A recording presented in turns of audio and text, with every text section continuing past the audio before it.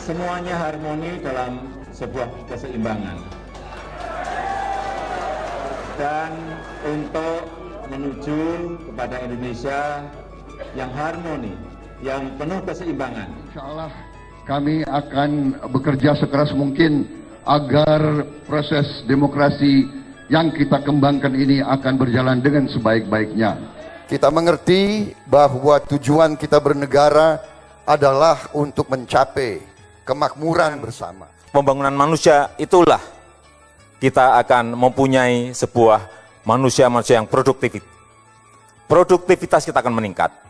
Dan kalau produktivitas kita sudah meningkat, kita akan mempunyai sebuah daya Indonesia harus saing. meningkatkan produktivitasnya. Kita tidak bisa hanya kerja sedikit-sedikit.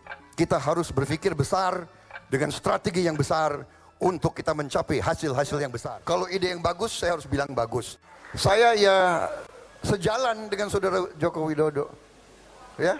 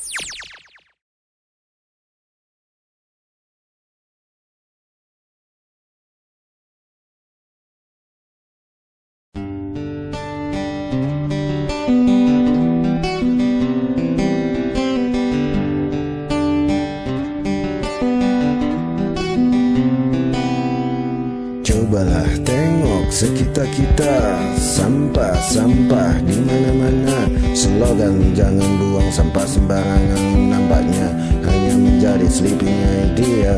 Bingung-bingung, semua jadi bingung, berbagai macam solusi hanya jadi wacana. Benar-benar itu benar sobat, coba kita mulai dari diri kita. Jangan campurkan sampah tempat yang sama, taruhlah sampah di tempat terpilah. Jangan campurkan sampah di tempat yang sama, taruhlah sampah di tempat terpilah.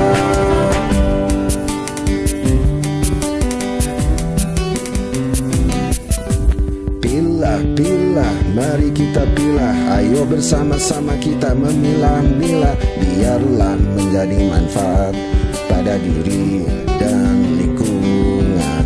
Bingung-bingung, jangan jadi bingung, ini semua untuk kebaikan kita bersama. Sisihkan yang busuk, simpan yang berfaedah. Jangan campurkan sampah tempat yang sama, taruhlah sampah di tempat terpilah. Jangan campurkan sampah di tempat yang sama, taruhlah sampah di tempat terpilah.